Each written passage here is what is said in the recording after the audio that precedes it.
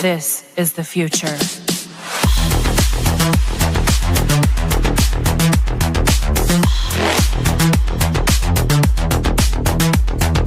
Evolution. The Crossing Realms Conference launches September 19th and 20th and will dock in Richmond, Missouri. This is already being called the event of the year, folks.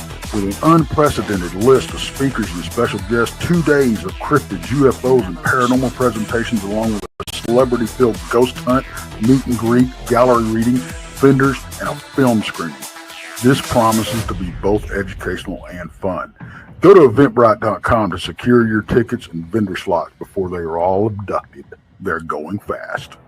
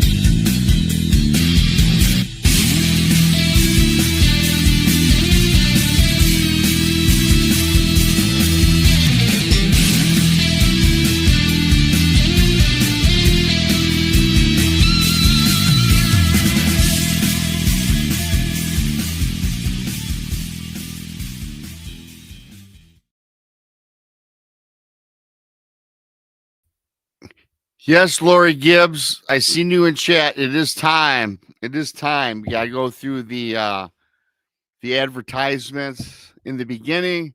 It is late night, 11 o'clock. Well, a little after 11 o'clock in the East, as you all know. Always have a great show. Thanks to everybody for coming in. Late night into the bazaar. It's myself and the lovely Monica Rollins from our paranormal world with me tonight. Yes, the Mons and Boos are off on an investigation. They'll be back next week, and Monica will be gone. See how that works? We all work together here, right? Thanks for coming on in. Hit that like button. Leave a comment. Super chats are open. A great way. It helps support what we all do around here. You, my friends, can become BMR pirates. Arr, mateys. Join the many, join a few, depending on your point of view. Sign up tonight. That's right. Don't walk the plank, my friends. Do not walk the plank. Thank you for that. Thanks for buying my books on Amazon. A Bigfoot Mystery Rob presents True Cryptid Encounters, Book 1 and Book 2. Simply type Bigfoot Mystery Rob in the Amazon browser. And, do what you want to do with it, right? If you like it, buy it. If not, those that bought it, though, please leave a review. It does help push and promote the sales of the book. Much like on YouTube, it's all algorithms. Hit that thumbs up and leave that comment, and it pushes out the shows. We have got a great show, a variety of show topics to talk about tonight. And thanks to everybody for coming on in. Before I go on any further, I'm going to bring up my pal from Texas. Your pal. Yeah, you're my pal, Monica. How are you? His sister from another dimension, apparently. Yes, you were talking about that. We probably were siblings in another life or another dimension. I don't know. Yeah. I met you a couple of years ago, and every time I talk to you, or we just talk, I go, damn, we have a lot of commonalities. We must be siblings somewhere. Which is kind of cool, though, right? That is cool. That. You couldn't possibly wish for a cooler sibling than me. I could not wish for a cooler sibling than you. Ask my little brother. Yeah, you're right, So it's pretty awesome, a lot of common traits and interests and so on and so forth. But enough of that. Thanks for coming on in. We do have a nice show, and I must say, Monica, that today was a crazy day for me. Before I get on with it, how was your day today? My day wasn't too bad. I had a crazy day. Yesterday was my crazy day. I had to go into Dallas. I had a concert in Fort Worth at 8:00 last night. Ooh. Right. Pretty big concert. I got like a hotel room and everything, thinking I'd be in Fort Worth because my husband gets off work at 3. I'm thinking the hotel's in my name. I'll check in. He'll be able to take a nap because the guy gets up at like 3:30 in the morning. Oh, right, wow. 4. Yeah. Jeez. So I wanted him to take a nap. And I get delayed at work because I've got a jerk of an inspector who's just nitpicking everything. We're trying to get building final on something. So I'm like an hour and a half past when I thought I was going to leave. Oh, And I get to the hotel. My husband, bless his heart, was wasting time looking at cameras and whatever floats his boat. And we get to the hotel room, Rob, and the hotel is sold out from the concert because it's walking distance to the venue. Yeah, I bet you. And we get up in the room, chirp. The freaking fire alarm is chirping only in our room. Oh boy. So I go down to the front desk, and I made this reservation a long time ago. I had reserved like one bed instead of 2 because it's just weird to me to have whatever. So we get a room with a double, right? And I'm like, okay, this isn't the room I reserved, and the freaking fire alarm's going off. My husband can't take a nap. So I go down to the front desk. Clerk was super sweet. You know what he told me to do? No, what did he tell you? He told me to take the batteries out of the fire alarm. This is a Hilton hotel. Oh, take the batteries out of the He's fire like, alarm. well, we would contact our maintenance department, but he's off property, so they're not going to be able to get to it till tomorrow. And I was like, that's not going to work, my guy. And he was like, well, just take the batteries out and our guy will get to it when he comes in tomorrow. And I'm like, I'll just go to CVS and buy a battery. But yeah, okay, I'll disconnect the battery. So I go back up to my room. So, but first of all, I'm pretty sure the fire marshal has a problem with that. And not to mention, if you disconnect a smoke alarm from your room, it goes straight to the fire department and or the police. So yes, it does in a multi-unit. Because I wasn't thinking, right? My work brain's turned off. I'm just trying to get this situated. I get up there. My husband's got the alarm off. He goes, there's wires into the wall. And I was like, it's hardwired. The battery's just for power failure. It's a backup. That's a hardwired alarm. Yeah. So my husband's jacking with the cables. So I was like, don't touch those. It's going to set the entire system off and send an alarm to central. Don't do that. So we ended up having to go back down to the lobby again. And the guy was like, I'll try to get you another room, but we're sold out. Like, I didn't think that you were even going to be able to get the room that you got because we oversold the hotel. Hilton oversells their hotels. And then when people check in and there's no room left, they walk you to another property nearby. Oh, really? Was not happy. Anyway, we got a room. Somebody else got kicked out of their room. So yeah, that's all that matters. At the end of the day. So, and then I got to see a really cool concert. So that was cool. Well, that's awesome. It was a long way to get there, but yeah.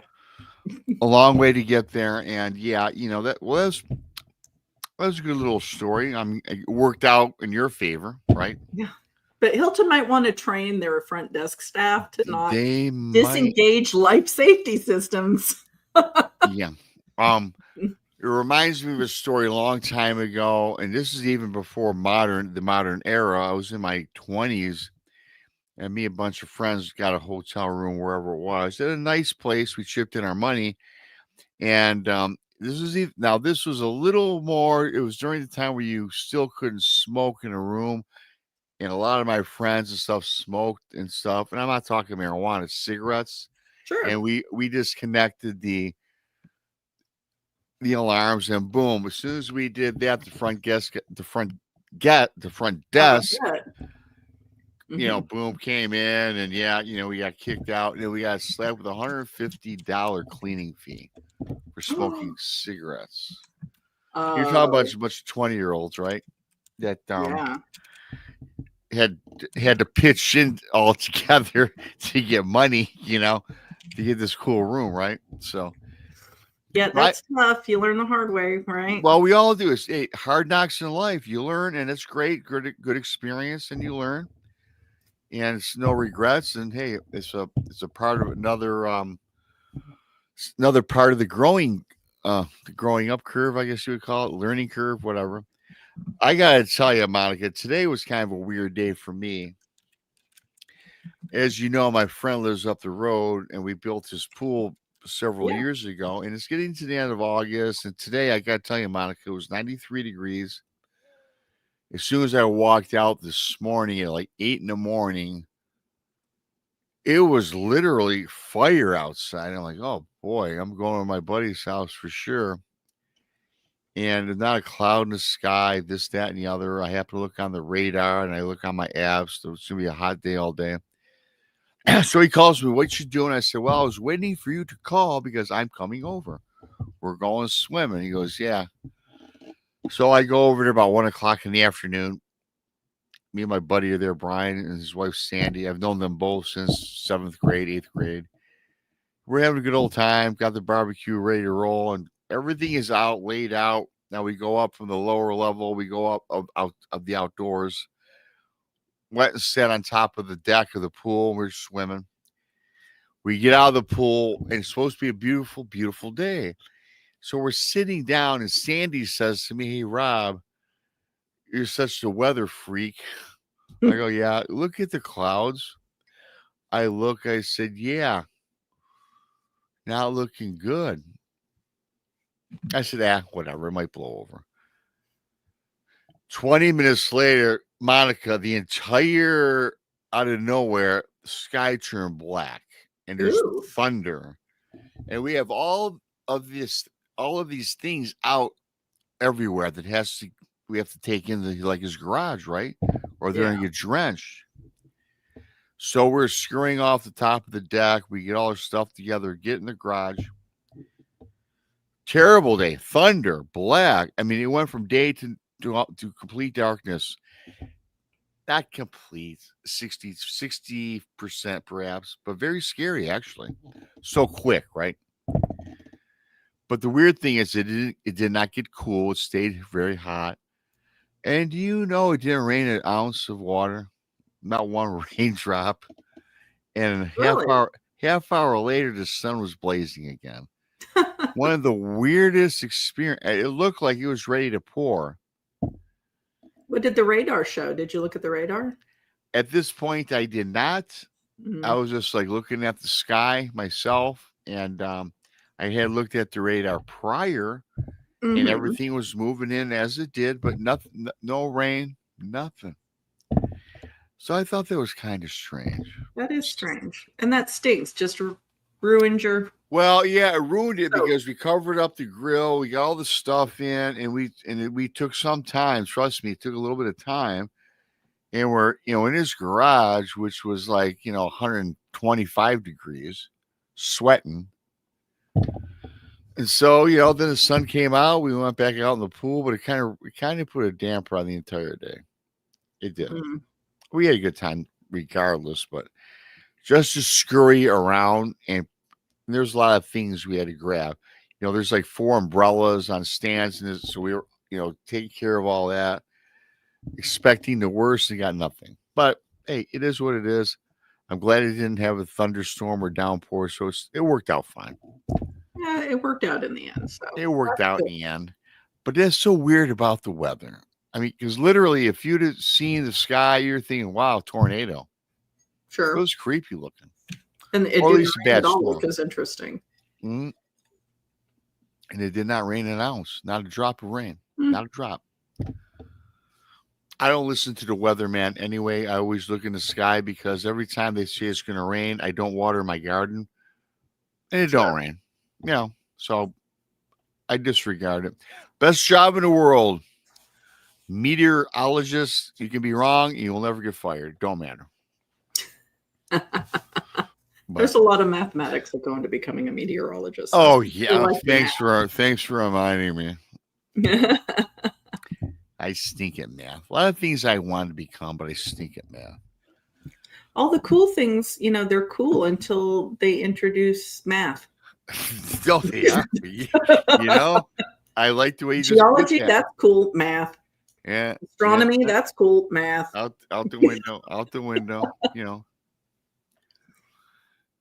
Yeah. So everybody listening, if you're younger, your kids, math. I don't care if they learn. They don't even need to learn English. Learn math.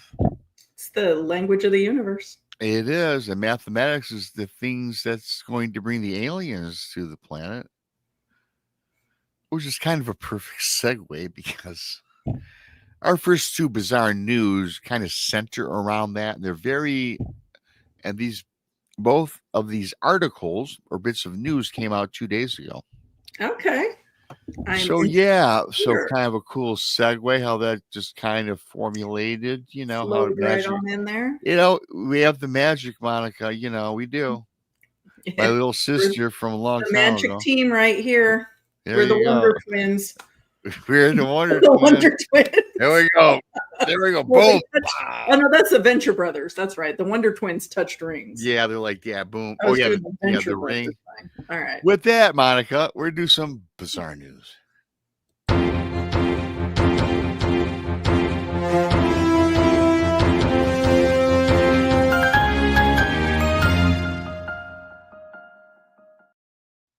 Alrighty then. So we're going to get this started here tonight. Thanks to everybody for coming in. And I do have a picture for this first one. Bizarre news, of course, which we do every Saturday night on the show.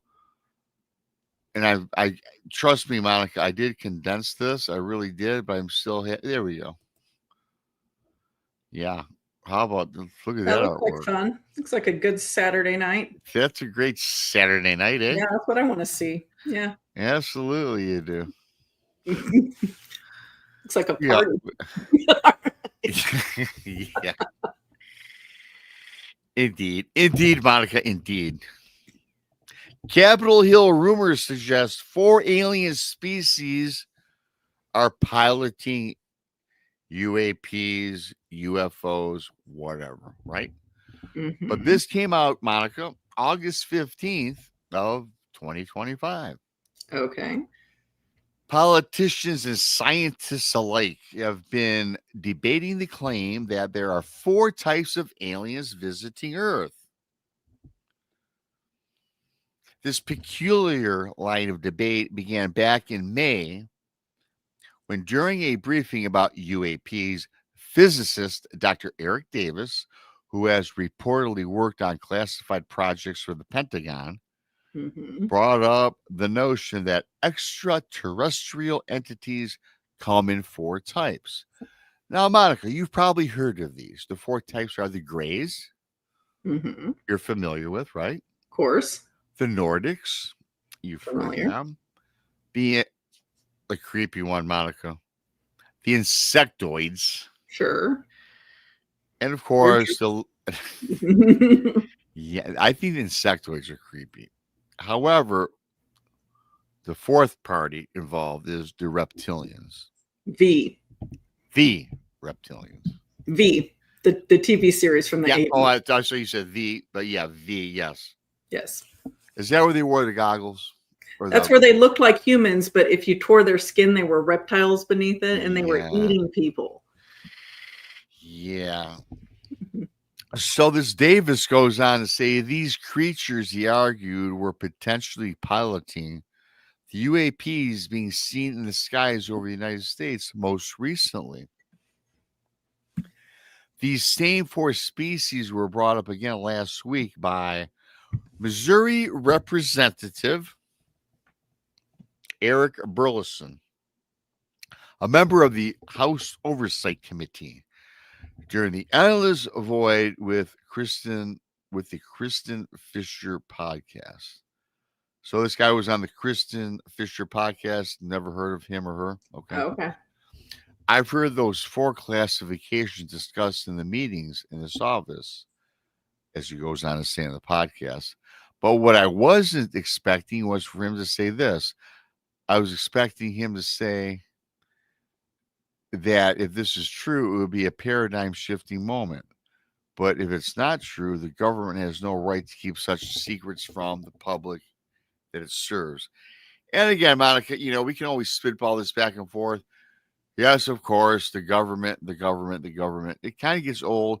I mean, to me personally, I don't know what your feelings are. This whole alien UFO thing is kind of boring because it's always the same back and forth jibber jabber. As they continue on, the idea that there are multiple different species of aliens visiting the Earth today is not actually a new one. These 4 types that I mentioned earlier have been referenced multiple times over the last few decades.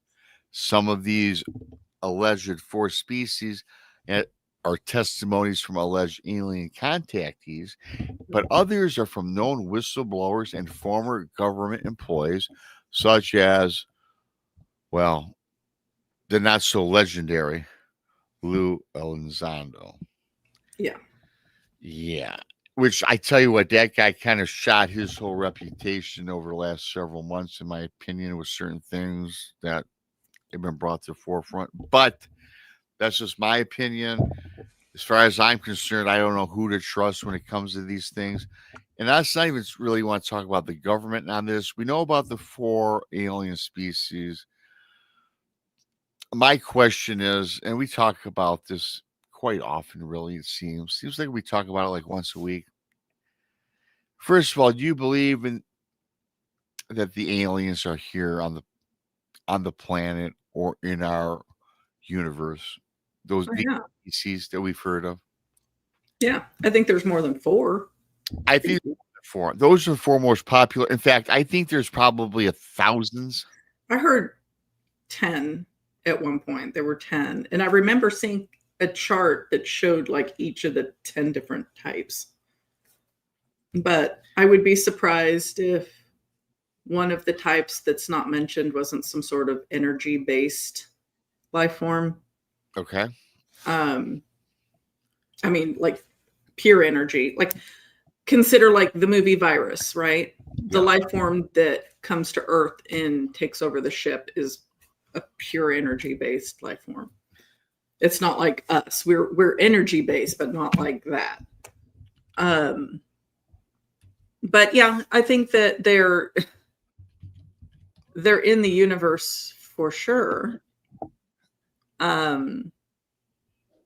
As to whether or not they're here, I do think they're here. I don't know which ones are here. It seems like all of them at some point have been here at least. Yeah. Currently here. I think the Greys are probably here. I think those 4 would be the ones that are here constantly. Like they've got places, or they're being held. I don't know how the heck we could possibly hold something that has the capability of,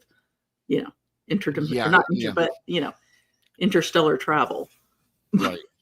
No, I mean, I don't think that we can hold them.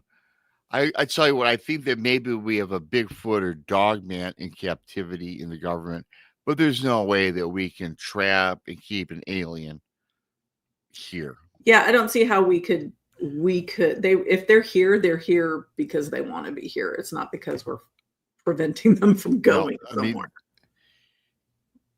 In my opinion. And in my opinion, their technology is far superior. Oh yeah, there's nothing we could do to stop them.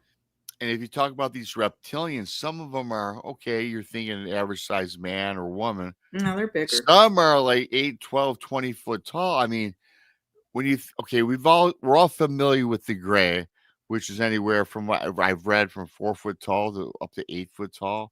But they got that skinny, demure body, creepy as hell, of course, right? Like Miss Rafferty says, with the big dumb eyes. Yeah, creepy as hell. But the reptilian now, that's something else. Yeah, I don't know what the...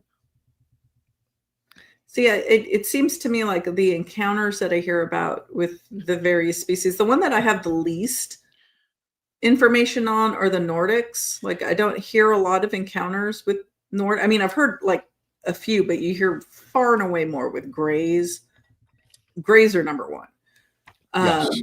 And then followed by, I would say, reptilian seems to be number 2. Number 3 would be the insectoids, right? Yeah. And then for me, and this is just me. Yeah, no, I got you. Yeah. For stories I've heard, then would be the Nordics, like the tall whites. Yeah, and I heard that the Nordics supposedly are like the closest looking to being a human being. And I've heard in some instances they can be quite ravishing, beautiful in some instances. But they look like in some well, like what I would describe like what you'd imagine an elf from the Lord of the Rings to look like. Very similar to like tall and beautiful and glowing almost. Yeah, I've heard that similarities to that. In fact, I did a story. This woman I was talking with allegedly was abducted and had children, and then supposedly met up with one of her children, which was a beautiful blonde girl that looked almost too perfect to be human. I mean, even just like more beautiful than a model. Just she glowed, which ended up being perhaps her alien hybrid child. I'm not going to get into that story. I've done it before, but yeah, but it was just so, and the glow and like the energy she put off was like mesmerizing. And I've heard that similar. I've heard that very, how should I say this? I've heard that quite often, right? About the Nordic.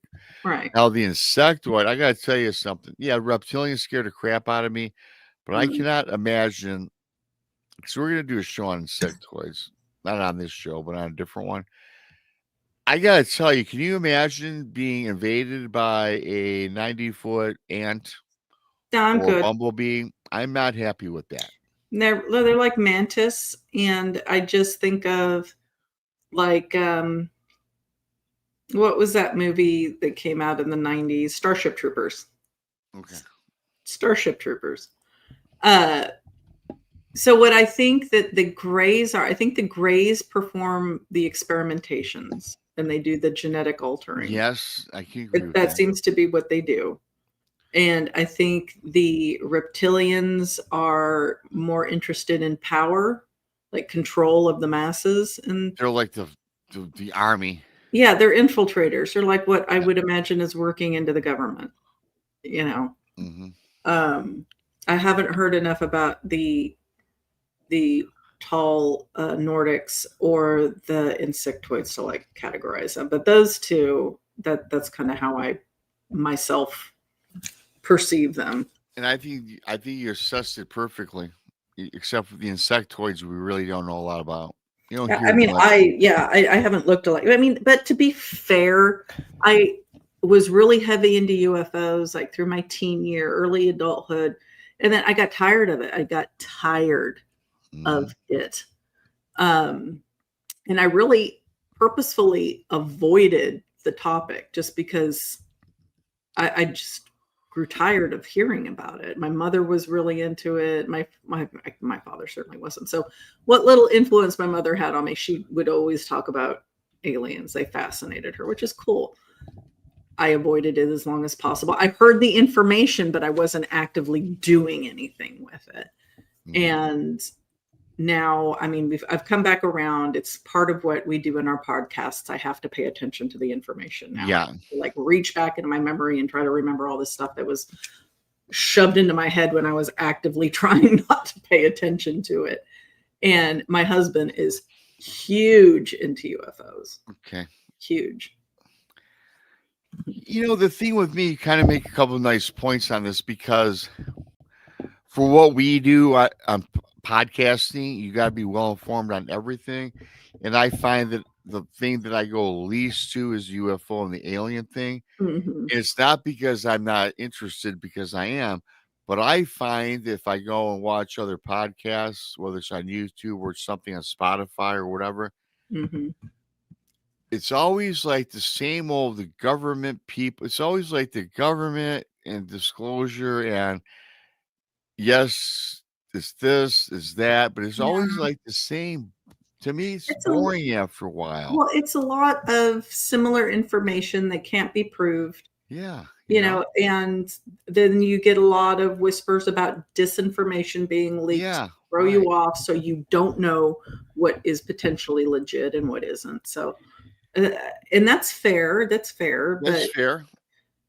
I don't know. Like, I just got so. I mean, it probably to the same length as you that I got. It gets boring after. I mean, truthfully, all of it. None of this. There's nothing new under the sun in most of this.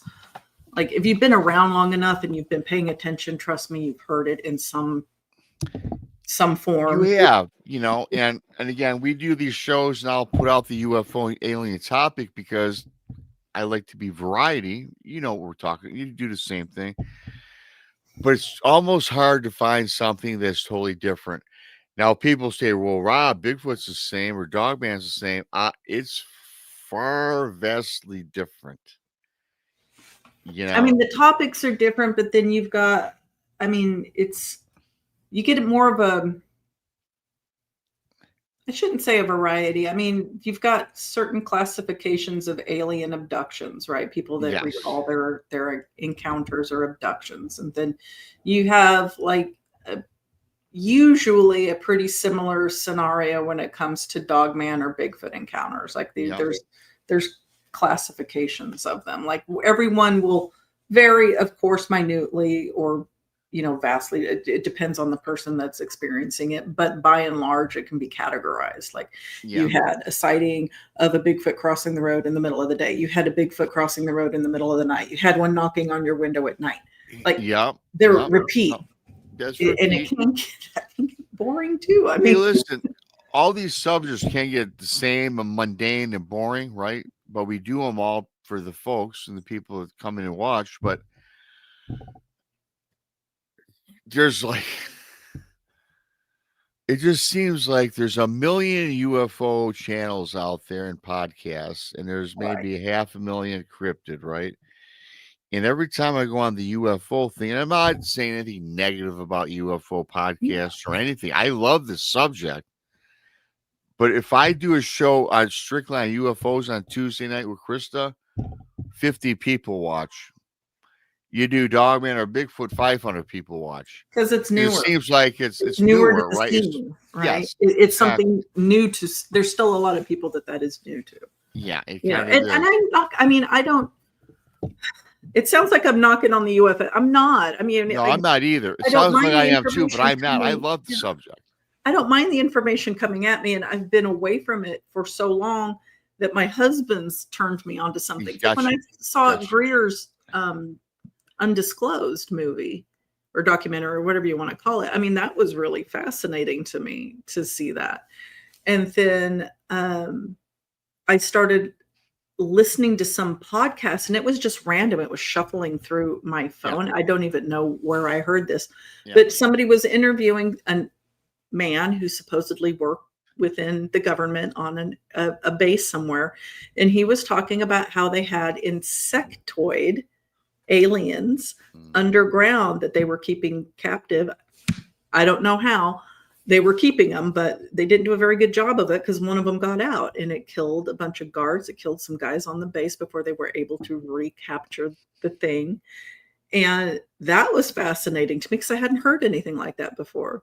No, so that's pretty cool. Some of it's and I wish I could find that because again, I was gardening. I wasn't paying. It was just shuffling through like segments. It was like shuffling from one to the next. And I ended up going off and doing something, and I never was able to remember who did that. So if anybody out there has heard a podcast where somebody's describing that, I'd be very interested to know who that was. Not necessarily the podcast, but who the interviewee was, because it was an interesting story. Yeah, I'd like to find out what that was. And just for everybody listening, yes, we like and are interested in UFOs, aliens, not blasting that subject because it is important. And I do find it fascinating because I always look this stuff up on the computer. I do. Mm-hmm. It's just that, I'm trying to find different and unique things. And when you do these shows, you have to because everybody's interested. Well, and I will tell you this, though. I will tell you this. There is something out there in the world. There are aliens. There are UFOs. There are other planets. There's other civilizations on other planets. I firmly believe in that. And that, to me, is totally fascinating. See, I think that is interesting. I think that some of the aliens are not necessarily like from different solar systems. I think some of them are from different dimensions coming through. People, I think, don't take that into account as readily. Dimensional that there are dimensional hops, and that is still a non-terrestrial life form. That's still an alien to this planet. Or this realm. I mean, you call it what you want. This realm, right? Got you. You know, because when they were disclosing, when they were having the meetings, and the government was disclosing UAPs, they were asking very pointed questions. And at one point, the guy who was answering said, you know, they're not from. How did he put? He didn't say that they were from outer space. He was implying that they were already here on Earth, which to me, like, they were alien, they were non-terrestrial, but they were from the Earth. Like, so I'm thinking, are they like same place, different dimension, and they're hopping dimensions? So technically, I was trying to wrap my head around that, trying to figure out what he meant by that. Then we take into consideration the different dimensions, realms, planes, whatever you want to call it. That's just another piece to the mystery, right? Because everyone has different takes on the realm and the dimension. Mm-hmm. And just much like we talk about Bigfoot or Dogman, Dogman a lot comes from a different realm or dimension, right? Why not an alien? But you know what, though? There's more alien life forms on the planet or out in the Milky Way than we even know about, because an alien simply can be this, right? A microbe on Mars. Yeah, it can be bacteria on an asteroid. Yeah, that's life. That's life. And that's what that is. That's alien. Yeah. You know, I mean, it doesn't mean that it's got a ray gun and it's like doing everything. No, it's not. Or it's an intelligence necessarily. Like, it's not maneuvering through the solar system. It's just hitching a ride on a rock. That's all it's doing. Potentially. And speaking of, nice segue. Nice little picture here. Now, this is kind of cool. This next piece of bizarre news, which you might have heard this story before. I certainly did. And it says here, this is again, this has to do with 70 years. There's a mystery that still fascinates people about the goblin-like aliens, which still goes on. And this was just published August 14th. And in this, it goes on to say, in 1955, a family had a strange experience that would become known as the Kelly Hopkinsville encounter. I think you're familiar with that, right? I'm familiar with it, yes. The strangest began on August 21st, 1955, when Billy Ray Taylor had been visiting his friend Elmer Sutton on his farmhouse in Kelly, Kentucky, when he spotted something strange in the sky while outside fetching water from a well. The object, which he described as silver in color and really bright, with an exhaust, and had all the colors of the rainbow, proved so terrifying that he ran indoors and informed both his wife and the other members of the Sutton family that there was a UFO outside, and that it had come down somewhere nearby. Before long, the family had become convinced that there was someone or something approaching their farmhouse. Okay. What followed was a lengthy standoff lasting several hours against alleged alien entities, strange goblin or gremlin-like creatures described by the family as being approximately 3 feet tall, with oversized heads, large ears, and talons for fingers. They were also said to have yellow glowing eyes and silvery metallic skin. These supposed creatures were witnessed by several members of the family, sometimes peering in the windows and at other times retreating into the trees. Both Sutton and Taylor, terrified by what was happening, grabbed guns and tried to shoot at the creatures, but with little success. Eventually, unsure of what else to do, both families bundled into the car and drove to the Hopkinsville police station to ask for help. Officers could see immediately that they were in a clear state of panic about what had happened to them, with one of the family registering a pulse in excess of 140 beats per minute. I don't know what that means to me. What's your average? They were agitated. Yeah. 4 officers quickly drove out to the farmhouse to see for themselves what was going on. They found signs of a struggle, including multiple bullet holes, but no evidence of the creatures. So what exactly happened? One of the most popular explanations is that the family had actually encountered large owls that may have been attempting to defend their nest. Yeah, you know what I'm saying, Monica? I mean, how do you get a nesting pair of owls confused with like a couple dozen goblins? Yeah, I just don't get that either. Some types of owls, it says, are quite large and could, especially in the dark, account for the family's descriptions of small, goblin-like creatures with talons for fingers. Kidding me? Like which you just kind of dismissed. Owl looks and sounds like. Yeah, I mean, you actually dismissed that before I went on with this, right? Makes no sense. It would also explain how the creatures were able to see so easily and retreat into the trees. Similarly, it has been suggested that the families may have experienced a form of mass hysteria that impaired their judgment about what was going on. Well, I don't buy that at all. Okay. Then again, perhaps they really did have an encounter with other worldly entities. Likely, as this has been going on for 70 years, we still do not know for sure. Definitely, I think we can get rid of the owl as a possibility, right? I think we can toss out because that's just insulting to that family. That is just insulting. Come on, yeah. Like that is kind of folks can't tell an owl from a 3-foot goblin. Yeah, you know, I mean, there's a distinct difference.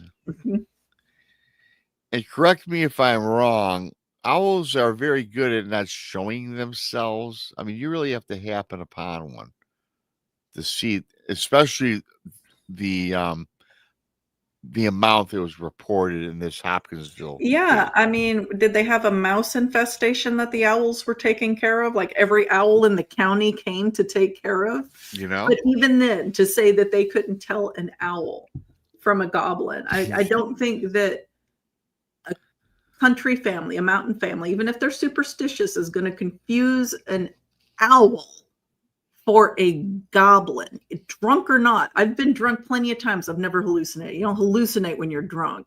Right. Right. You know, no, yeah. And I think that, and even now, okay, let me ask you this. Where I live, the biggest owl I seen was maybe 2 feet, you know, sitting there, right? And it was pretty big. And I don't know what the wingspan was. It was just kind of perched there. How big can owls get? I've heard of the barn owl. Like barn 3 owl, feet, I think. 4 feet? 3. 3 feet, probably maximum for most owls. That's a big owl, though. I would say big. Like most owls are probably like this big or smaller. Like a lot of them are tiny little things. A lot of them are tiny little ones that just sit on a tree. I mean, they come in all sizes.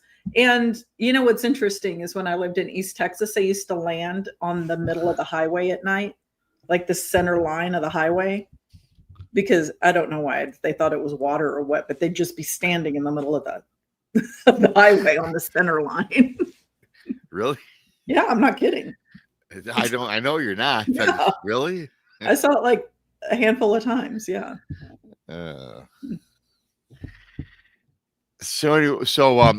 Okay, really briefly on this story. You heard this a few years ago, right? Is that pretty much okay, is this alien? Is this, these aren't owls? So what do you suspect that perhaps it might have been? Now, it could have been like misinterpretation of something. Do you think it was paranormal? Do you think it was maybe could have been something else, Monica? I know that it was implied for a time that they were alien.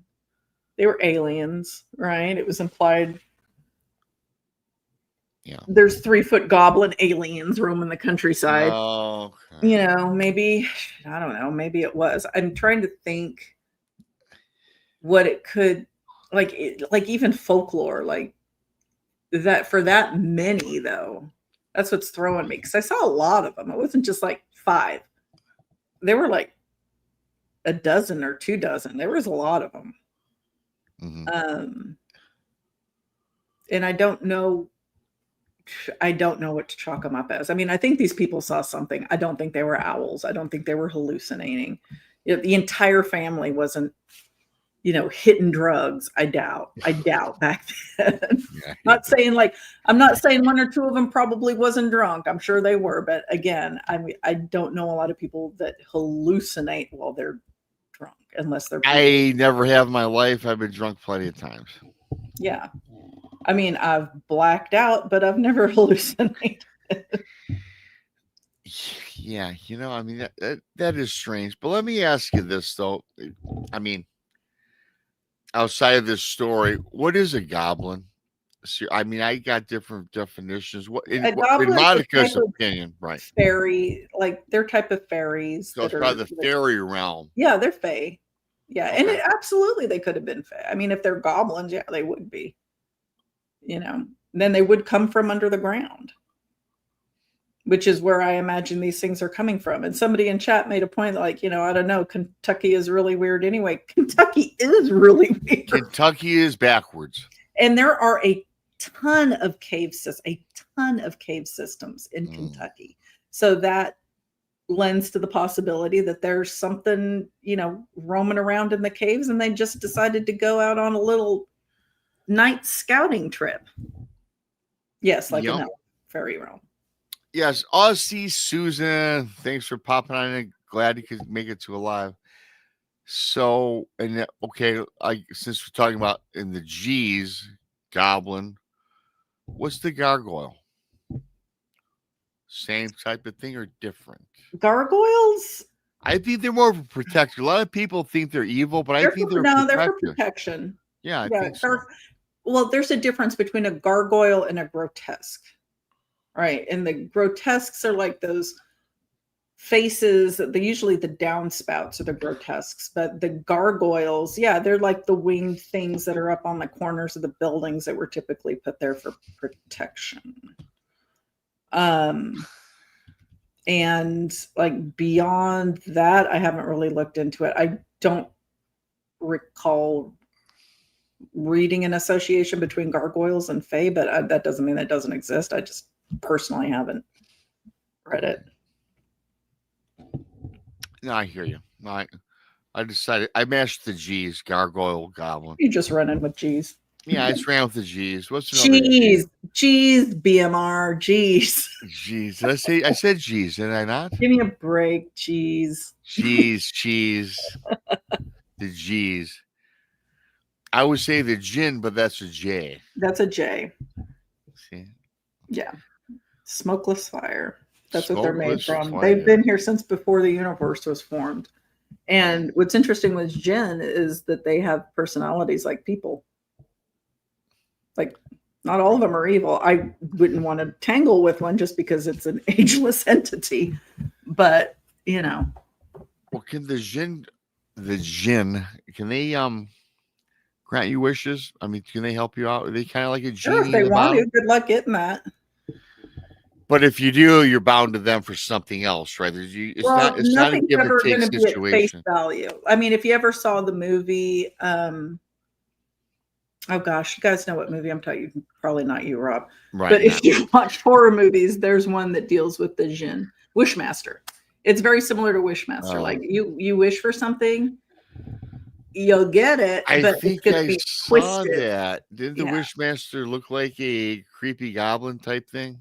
Well, no, when he was in his true form, but when he was fronting as a human, that actor he's a character actor, I should say. And he's just creepy anyway. Yes, Duke. The Gin and Tonic. There you go. World Bigfoot Central. Go check out Duke. Subscribe if not already. Most of you probably have. Always a great show every Sunday night. Yeah. So many crazy things, so many different topics that we can bring up all in one night show. But we gotta move on with some more bizarre news, of course. And here I got something pretty cool, Monica, that I want to pull up. I'm gonna show this picture. This is a archaeological dig. Okay. It's like a great vacation spot, nice and tropical. Oh yeah, well yeah. No, it's definitely not a vacation spot. Yeah, my skin's drying out just looking at it. All right, let's hear it. Yeah, no, I'm trying to get rid of the picture for God's sakes. There we go. Yeah, but it's interesting though. No, not where I would vacation at all.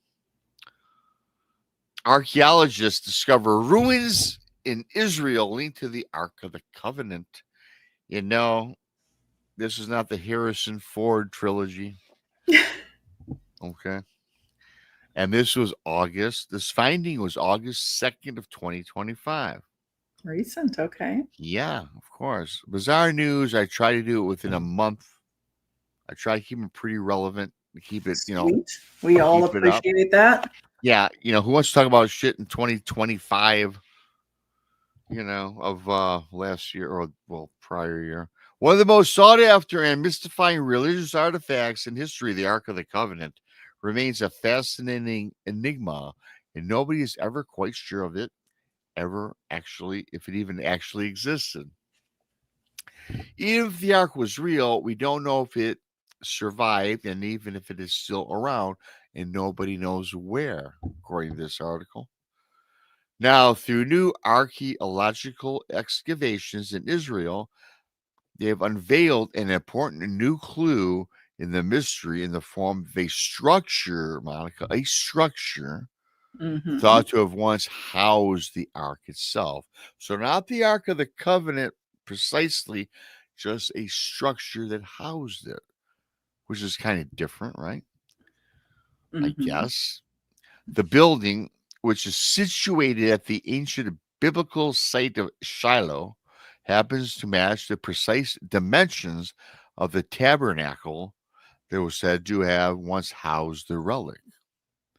In addition, large numbers of animal bones found in the vicinity confirm that this was a place of ritualistic significance. This isn't a coincidence, director Dr. Scott Stripling told the Christian Broadcasting Network. The evidence of sacrificial rituals here is overwhelming, and it matches the biblical account to a degree that's hard to ignore. Pottery fragments unearthed at the site were found to also date back to the relevant time period. But even if this was once the resting place of the Ark of the Covenant, where is it now?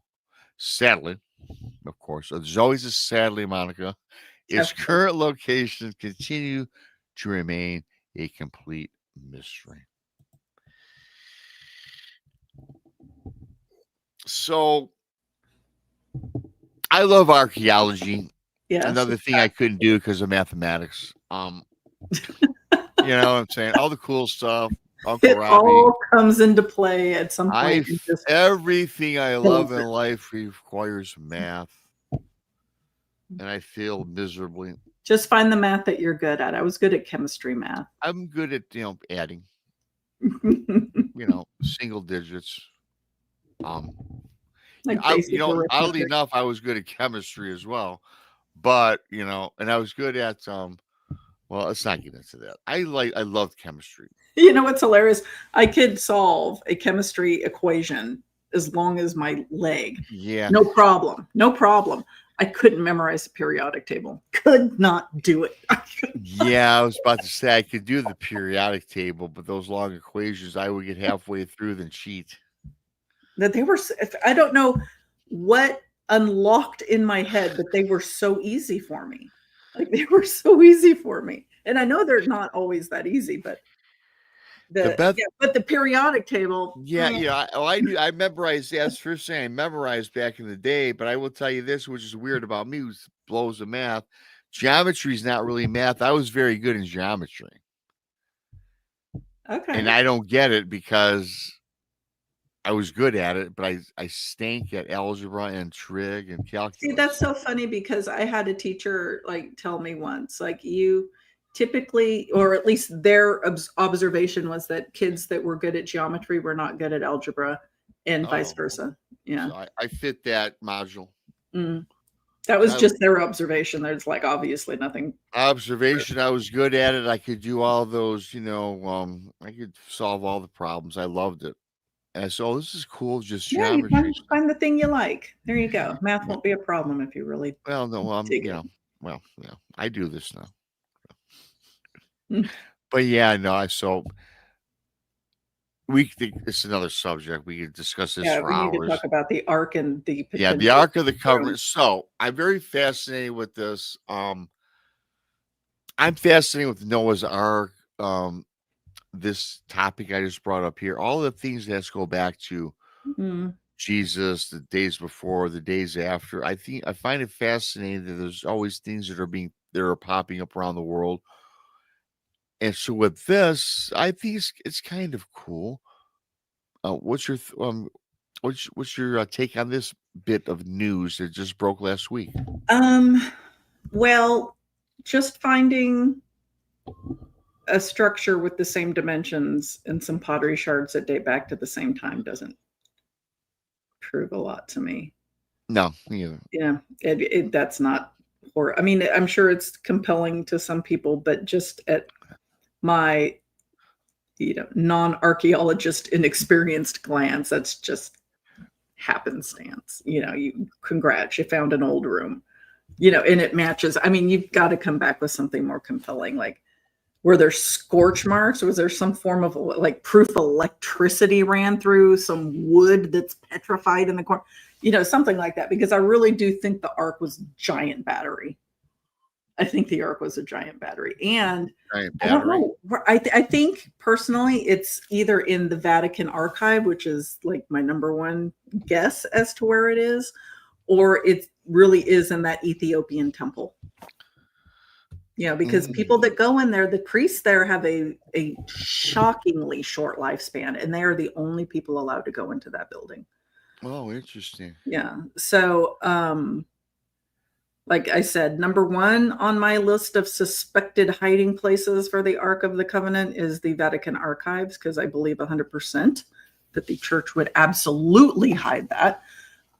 And number two on my list would be the Ethiopian temple.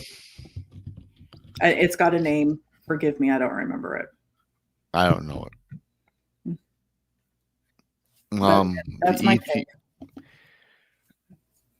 And with this, it showed that picture, of this site, and they mentioned this structure that carried it, but yet not a picture, not even any fragmented anything, right? It kind of makes me wonder.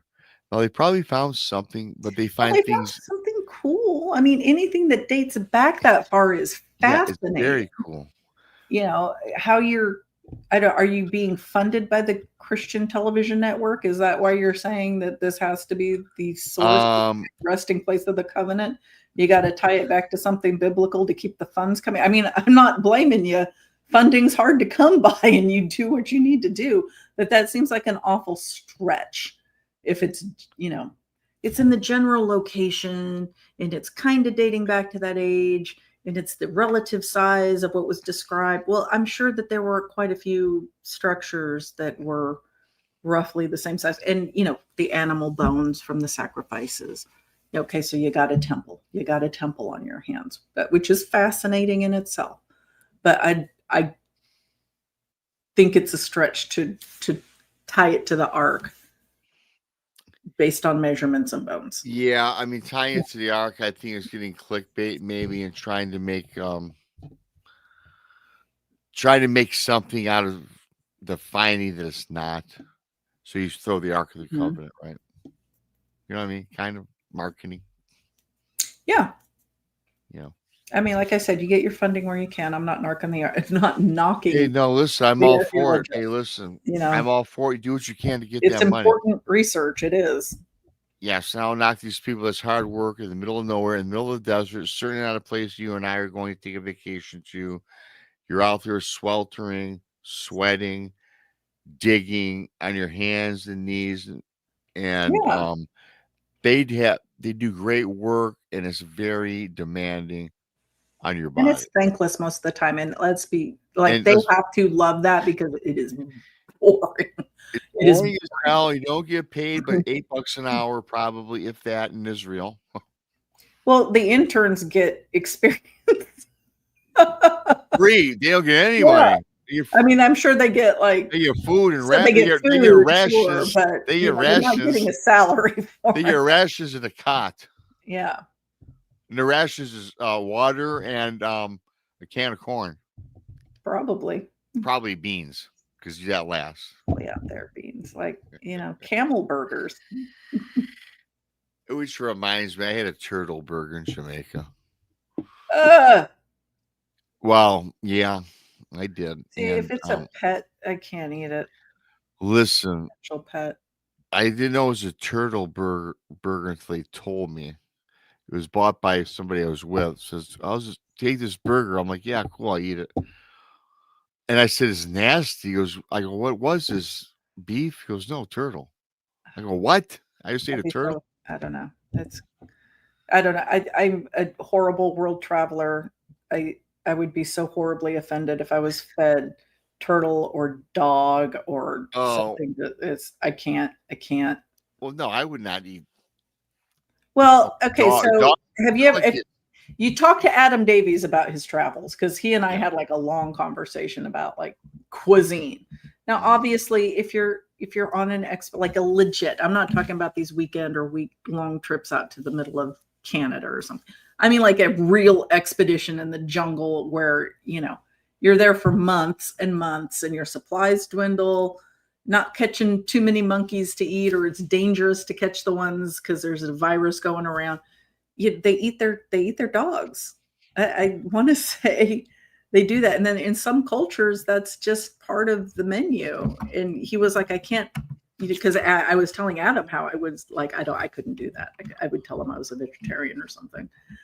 And he said, well, you don't want to offend the people that are, you know, trying to give you food. And I was like, I would risk the offense because I would risk the offense. I mean, if I wasn't absolutely like in a dire starving situation, I would risk the offense, and my sorries to the world at large. I hear you. I mean, there's a bunch of things I can go with that, but I'm not. So I'm gonna move on to the next one, Monica. Yeah, just move on. There's no good solution. Not at this point in time.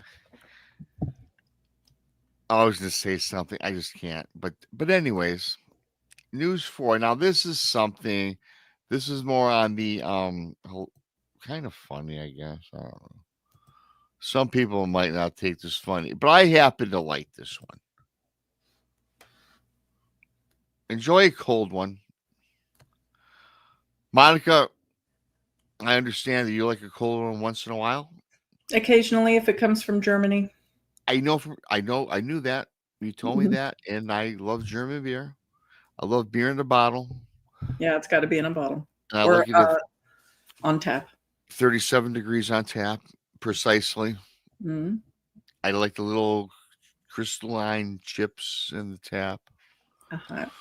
I like it. It's just so it just melts and it's nice and cold. But anyway, this is a very interesting story that I just had to share. A man in Thailand dies after consuming nothing but beer for over a month. What? It's not healthy? I did not know that, Monica. I didn't either. Who would have known? Nothing but beer for a month. Not good for your health. The man had seemingly fallen on hard times and was eventually. I lost my place. Found surrounded by empty beer bottles. Been there, done it. I must admit, right? Okay. I mean, we've all had a long weekend. We've all had the long weekend. But I don't. Yeah, hey, we've all done it. Well, maybe not all of us. I've done it. a lot of I'm us have done it. transparent. Yeah. The unfortunate situation came too late when their rescue workers were called to a property in the Bancheng district of Rayong. My thing with this whole story starting out, Monica, I never thought the Asian influence was beer. I didn't think they drank a lot of beer. I'm thinking the sake and the liquors, not beer, because I can't imagine them having cold beer in such a hot climate. But moving on, where a 44-year-old man identified as Twasiak Namwangasa had been discovered by his 16-year-old son. Oh, shit. After having a seizure in his bedroom. Okay. When the rescuers arrived, they found him unresponsive and surrounded Monica, and everybody listening, by over 100 empty beer bottles that had been arranged on the floor with a narrow pattern and a path that was open to the front door. So I guess from what I just read there, I'm imagining that this man consumed 100 plus bottles of beer, and every time he get done slugging down the beer, he put them in an alignment from the door and made a pattern throughout his dwelling, right? Got to do something with your time. 100 bottles of beer is 3.5 cases. So not that many, right? It's not. If you take it over a 30-day period and it's just 100, that's like 3 beers a day, roughly. Yeah, this was what I say in a week or a day. 100 beers in a day. This guy drank. I don't see how. Okay, I can tell you right now. Day? It's what it said right here. 100 beers. Yeah. Okay. I don't think it's humanly possible. And I'm just going right back up here. Just to make 100 of anything liquid in a day is going to kill you. You can't drink if you drink 5 gallons of water in a day, you would die. Yeah. Okay, here we go. Not a day, Monica. You were right. He drank 100 beers in a month. Yeah, that's what I thought. That's just a little over 3 beers. So that's not that many. So okay. So this guy's kind of a lightweight, I guess. Yeah, he had a really, really delicate constitution, or those were some crazy beers. If you break it down that way, 3 beers a day ain't bad at all. According to his son, the man had refused to. Okay, here we go. According to his son, 100 beers, 30 days. Let's call it that. According to his son, the man had refused to eat anything during this time period. Well, He refused all meals prepared for him, and he, quote, says, I want to see how long I can sustain on just drinking beer alone. So this guy ate no food, drank no water. All he did was drink beer, 100 beer bottles in 30 days. Sadly, there was nothing. So here's what happened was, so when the son found this guy, his dad passed out, laying out. They called the whoever the rescue team. When the workers from the rescue squad got there, there's nothing they could do to save his life. It is thought that a recent divorce was responsible for the man's descent to alcohol-fueled oblivion, blah, blah, blah. According to nutritionists, while beer does contain calories, Monica, it is not enough on its own to sustain someone over an extended period. It also comes with the risk of blah, blah, blah, heart disease, this, that, and the other. Yeah. Which we don't need to go through that. We know the risks associated. So looking back at this now, 100 beers, 30 days, no big deal. 100 beers, 30 days, nothing else. Perhaps a deal. Yeah. You know? I mean, I would have thought it. Well, I guess not. If he refused any other type of food, there was zero nutrition in there. Probably just enough sugar and yeast to keep his system going, like threading along. But at some point, he hit the tipping point. And yeah, that's unfortunate. That's unfortunate. Well, it's certainly unfortunate. But Well, there's nobody that I would do that to myself for. And I'm so sad when I hear about people that, end things, whether intentionally or not, because of a breakup or something. Yeah, no, when it got into that, that's why I cut it off because, hey, listen, I get people have situations and certainly a lot of people, refract to drinking and other things when they have a personal breakup. Turbulence. I get it. But there's nobody that I would put myself in that kind of risk for. I mean, I get like people that like when you break up or somebody dumps you or you go through a divorce, like you go on a bender. I get that. But usually a bender, When I went through my divorce, I went on a happy bender. Yeah, I mean, sometimes you get that too. Because I'm the one that planned it out. When I gave her the papers, I was like, I'm going to the bar, honey. Nice knowing you for 7 years. Well, Rob wouldn't dump me. You see this? Somebody said. I would never dump Monica. Not even for Rob, Monica? You wouldn't even. No. Because Rob wouldn't do that to me. Because no, I would not. Brother and sister. Thank you to Amy for your awesome $10 super sticker. I must have missed it when I was reading. And somebody else, T-Bone, 5 new pirates, mateys. That's awesome, T-Bone. Thank you, T-Bone. T-Bone is one of the best. He follows all of our channels. He's such a great supporter of everybody. He's a great supporter. Shows a lot of love. And thank you so much. And Amy is my first mate in the chat. Amy Creel. Love Amy. She does a great job. Thanks to Amy. But thanks to all of you. It doesn't matter if you donate or not. What I love most is the likes. You're coming in. You watch us each and every day that we're on. And that's what's the most important. Because without you, we wouldn't do any shows. So love y'all equally. Thank you so much. So we got... I got one more, thing we can get through, Monica. Okay. And I like this because you and I did a show with Brian Bowden Thursday, and you and I are problematic sleepers when it comes to our vivid dreams, our lucid dreams, and sleep paralysis. So I thought it was fitting for you and I, especially since I found out it was just going to be you and I, that we would wrap up the show with something about sleep paralysis, with a story that I picked up online that I'm going to share, and we can just kind of rap about it. And I think it's fitting for the week. That's great. Let's do it. Sleep paralysis or real encounter. This story was submitted to this site.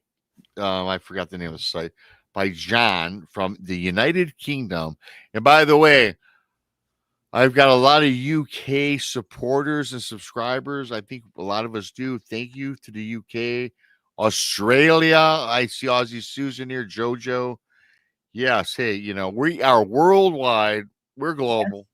We are global. We are global. Thanks to our friends from outside the United States. It blows my mind when I think about that somebody like literally on the other side of the world from me knows my name. Yes. I mean, it is, it's just, we always bitch about the evils of technology and the internet, but it's also a great thing. I know more people today off the internet than I met in 4 years, well, technically 5 years of college. Yeah. And they're from different states, right? Right. It's a good thing if used properly. It is a good thing. If it's used properly, the internet can be a good thing. It really is. It is a great thing. But anyways, this was submitted from John from the United Kingdom. About 15 years ago, when I was roughly 18 years old, I had a strange nighttime experience. With all of these years later, I am yet to fully reconcile. Okay. At this point, I feel I should add that I was not under the influence of alcohol or any other substance, and it had been a completely normal night at my parents' house where I lived at this particular time. I'm not really one for believing in conspiracy theories, ghosts, aliens, alien abductions, etc. And I prefer to make my own decisions based on what I read and what I experience in life. Sounds like most of us until we come across something, right, Monica? Sure. I subsequently became a police officer and passed numerous Analysis. psychometric tests to do so. And this is one of a very few experiences in my life that I really cannot explain. Excuse me. My memory of the event goes like this. I was in a deep sleep in the dead of the night, 3 a.m. ish, when all of a sudden my eyes opened for what felt like no reason. It was pitch black outside, but I never used to close my curtains, so there was a small amount of ambient light. My vision was inhibited slightly. The best way I can describe it would be pixelated around the edges and fuzzy, like when you stand up too quickly. I was laying on my side facing into the room, and I couldn't move any part of my body other than my eyes. Right here. It happened to me many times. Yeah. I looked downwards to the opposite corner of the room, and to my disbelief and shock and fear, there was a small gray figure standing there completely still, staring at me through the near complete darkness. It was approximately 4 foot tall, appeared to be light gray in color, and had a huge black eyes that formed most of its face. Of course, before I even move on with this, I'm thinking, okay, alien gray, right? I don't know. To me, it had no visible nose or other features other than for a brief moment where it made an O shape with a small black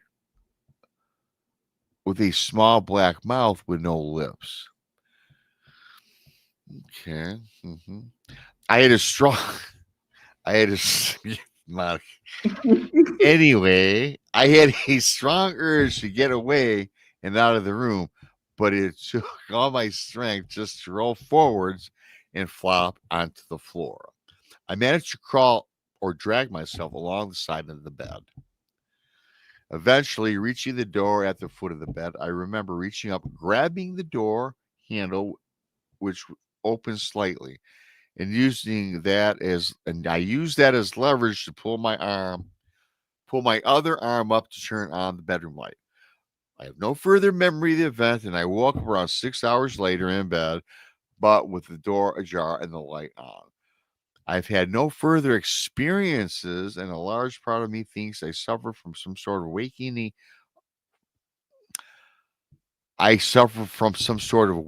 sleep paralysis mixed with a nightmare. However, I am interested if anybody out there knows what I experienced. I can only relate to the not being able to move and just my eyes and looking around. Other than that, Monica, it sounds like he just described 4 foot alien gray. But that's my immediate thought on that. What do you think? So, yeah, definitely sleep paralysis. It's not uncommon for people who experience sleep paralysis to have entities of one type or another in the room with them. And sleep paralysis used to be called, and in some places it's still called, the old hag, because people would have the impression that there was a person sitting on their chest, right? Because they found it hard to breathe, right? I know that one of my first experiences personally with sleep paralysis, because just like you, Rob, I've had it like since I think I was 15 or 16 the first time I got it. And I've had it my whole life since then. Yeah. And one of my first experiences, there was a entity in the room. And I think it was just part of my brain doing whatever it does in sleep paralysis in that instance. Yeah. Because what I saw it was so bizarre. It was, I can't put it in any category other than my mind was just fritz, and I don't know what was going on. But I did the whole like pressure wave thing, the pain, the rushing in my ear, because my sleep paralysis isn't like a lot of people's where you wake up and you just can't. No. Mine is this whole process, and it is painful. No, hey, listen, I get you. I feel you, because we've talked about this many times. When I get the sleep paralysis, I'm literally I'm scared. I am scared because I see things that are there that shouldn't be there, and I'm awake. Mm-hmm. And I cannot move. I feel like a presence pushing on me. Yeah. And I cannot move my arms from right to left, or my feet or my legs, nothing. And I can only use my eyes to look. Yeah. And I try, and I can't even vocalize and scream out just to scream. No, I couldn't scream to save my life. And I get this ominous presence that feels that's surrounding me. And then sometimes I see crazy images, but I can't quite remember. But I know that I'm scared and petrified, and there's something that should not be there. And with me, Monica, it lasts until the sun rises sometimes, literally. Oh, that sucks. Mine never lasts that long. Mine lasted, I tell you what, I remember being awake and looking at the clock. It was 3:00 in the morning. And I was in a part of the house where there was a window, and it was dark outside.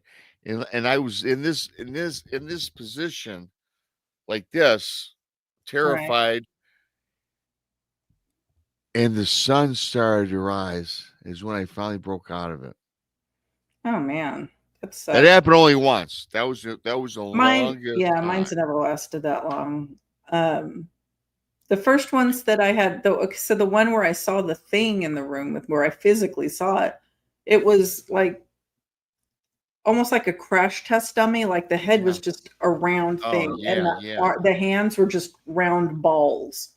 I mean, otherwise it looked almost like a person, kind of like when you think of like an astronaut floating through space, where they're not in a seated position, but they're not in a fully like upright, because it's kind of a semi-seated position, I guess, is how you describe the body. It was similar to that. And I remember it was floating up towards the ceiling of my bedroom, and it was just kind of moving around there.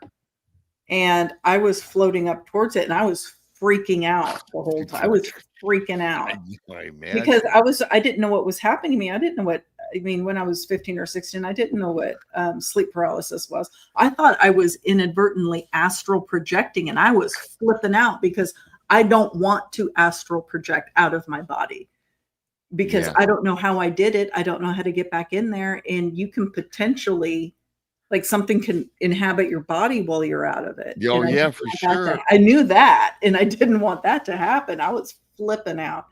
And I think usually for me, if I'm able to move a finger or make a noise, I will usually wake myself up, and I know that will happen. So I'm trying like hell to like twitch a pinky or, move my head, to any kind of movement to snap me out of the part of my brain that's locked in sleep. Right. Yeah. And I remember that scared me. And it seems like that might be something like what this man experienced. He'd never had sleep paralysis before, it sounds like. So he's just trying to make heads or tails of what's going on to him.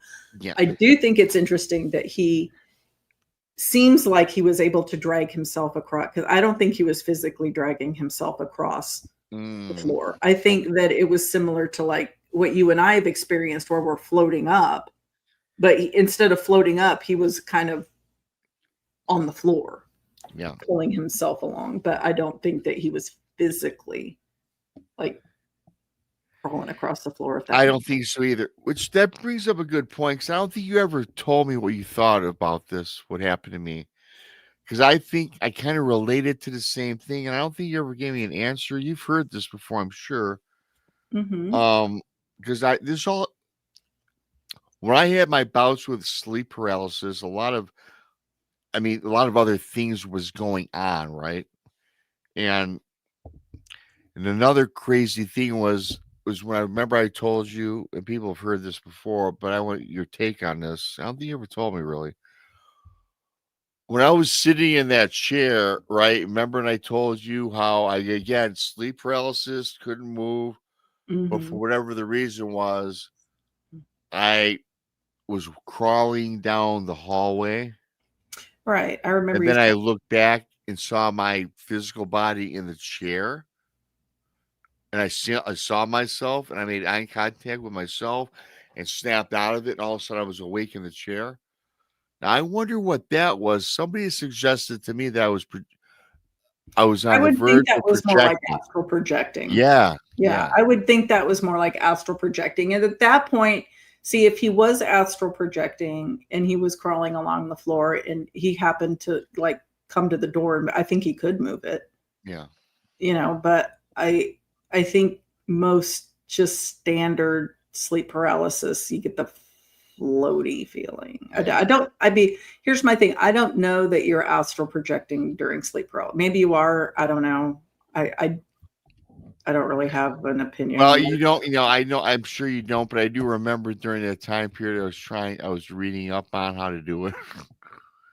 And I think it's just coincidence more than anything. Because trust me, I wasn't trying to astral project, right? You were astral. I was astral crawling. Who is that? You scared Jody? Hey, thanks for coming on in again. I've seen you a few times in the chat. Thank you for coming on in. Hey, if you guys are new here, subscribe to Bigfootmichiganrob on YouTube. Monica Rollins, our paranormal world. The Brandi and Monica Paranormal Podcast, Texas Front Porch, Donnie Joe Sesself, Paranormal Paul, Truth or Tinfoil. My buddy Duke's in the chat, Duke Sullivan, World Bigfoot Radio. Because we're getting close to the end, and thank you, Monica. This is a pretty cool show, and I figured it's apropos to end it on our dreamscape, which we did together with Brian Bowden on Thursday. All right. So, yeah, I thought it was a cool conclusion. That was a good one. Yeah, that's a good one. We mixed a little alien, little dreaming, and whatever else, and a little hilarity, too. I mean, come on. Gotta have fun. You're not going to get a joke out of me. You're not going to go a whole night without a wisecrack out of Monica. Of course, we need a wisecrack out of Monica. And I always expect one out of Monica, even on the most serious of matters. I gotta bring the levity. You do bring it. Well, okay, this show is a bunch of levity. This is the fun show on Saturday. It's not as serious. We do serious stuff too, but I just like to kick back, relax Saturday. It's already Sunday for me, and you too, getting close to it. Yeah. Well, it probably is. It's 12:30 where I'm at. Yeah. 11:30 for you. 11:30 out here. Yeah, and then got more heat to deal with, which is fine. I've got another month and a half of heat at least. Well, it sucks for you because I know you said the other day that I hate this summer, but you gotta remember where I come from. When I love this summer, I get 3 months of summer. Your summer, it sucks, but you have 60 degrees in December. I don't have that luxury.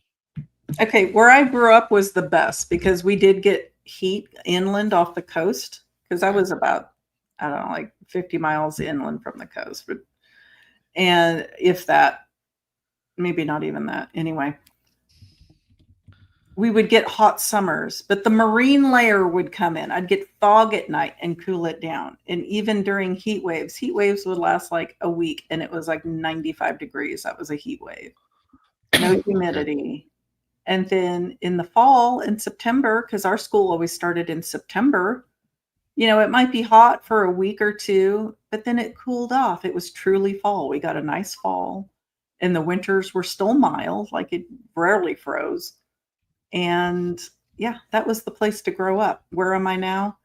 I'm at Satan's threshold. I am at the gates of hell.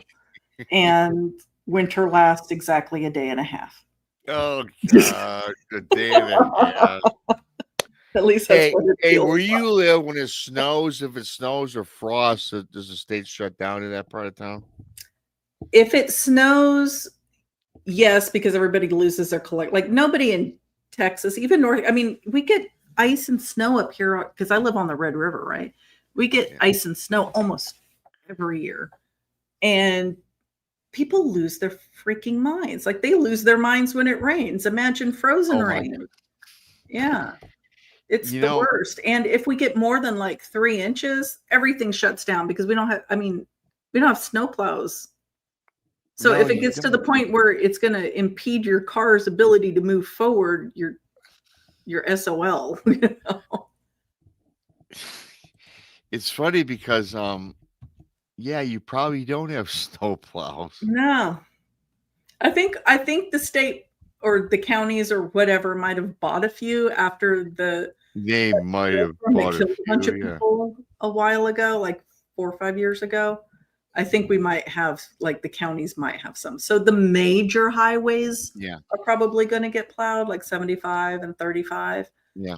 But these are little city streets. Oh, wait a minute. Does I-75 run through Texas? Mm-hmm. Okay. I mean, it comes up out of Texas into Oklahoma. I don't know if it stays 75. But 75 is what runs through my town. Okay. Yeah, it goes right up into Oklahoma. Because I know that here in my state, it runs from the top of Michigan and the upper peninsula all the way to the south of Florida.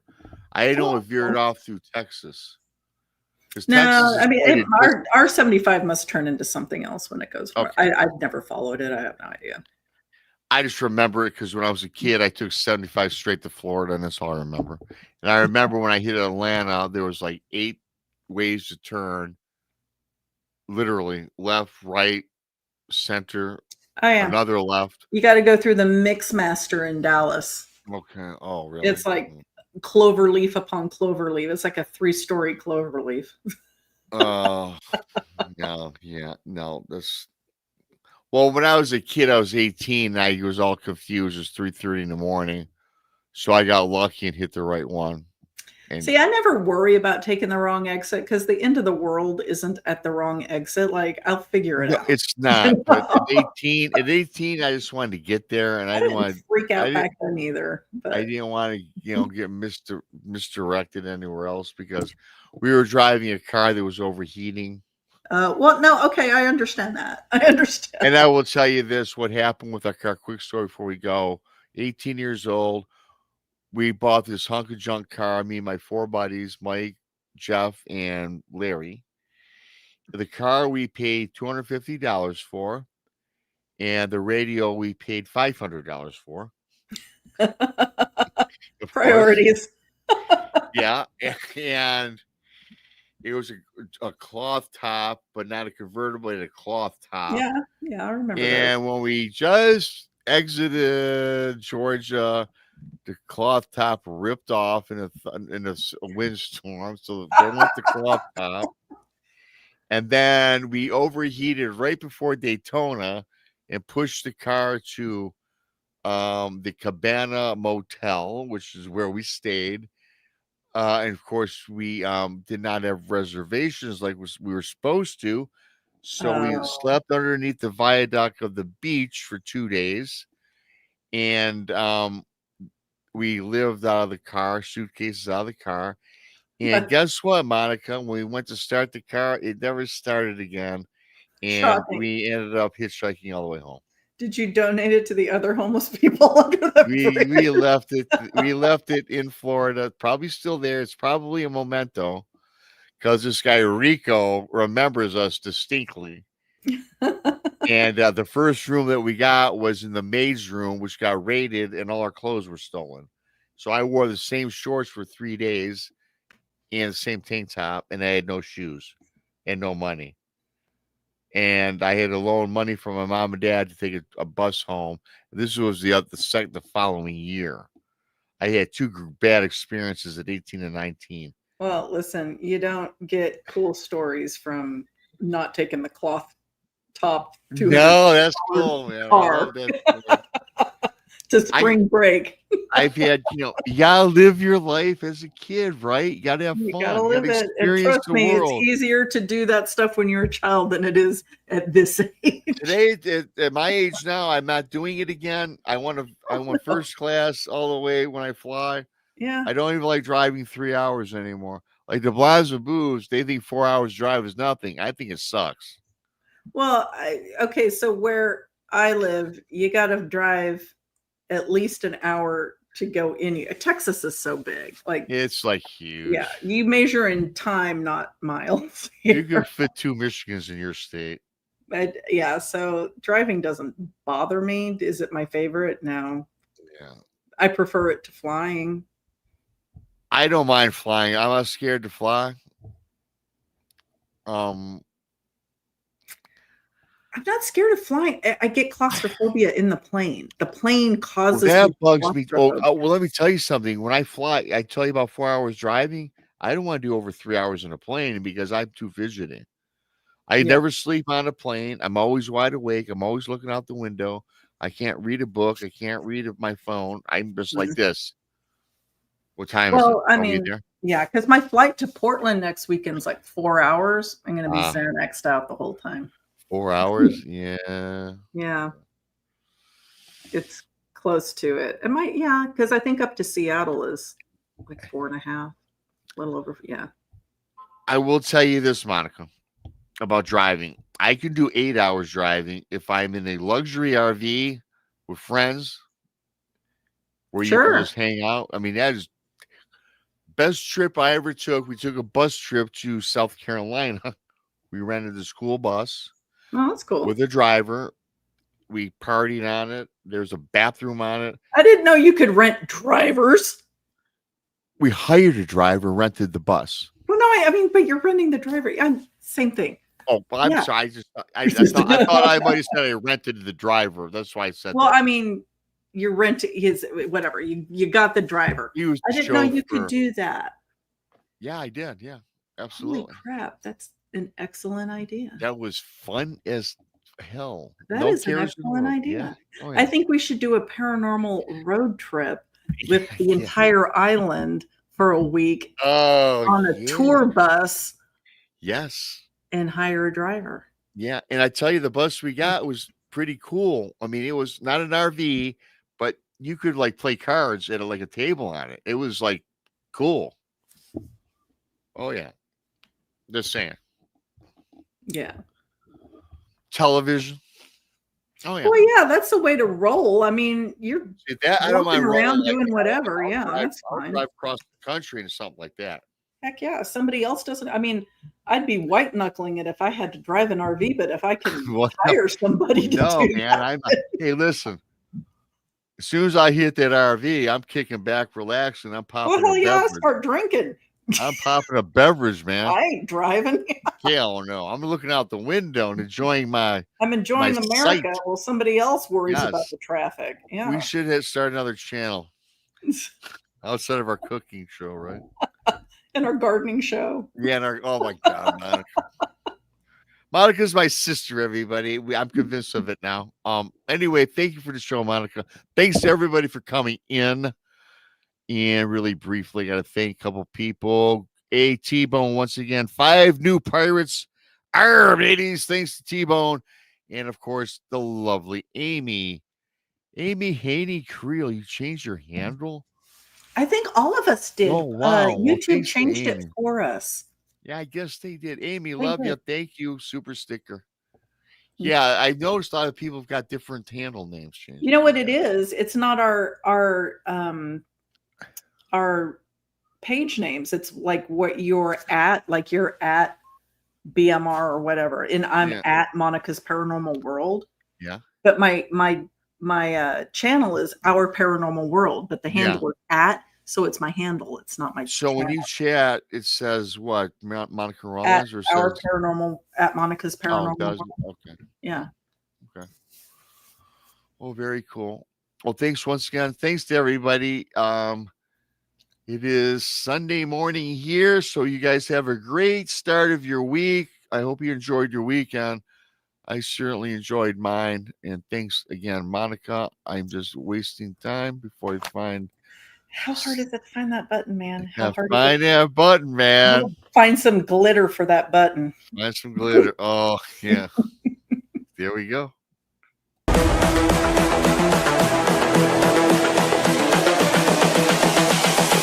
This is the future.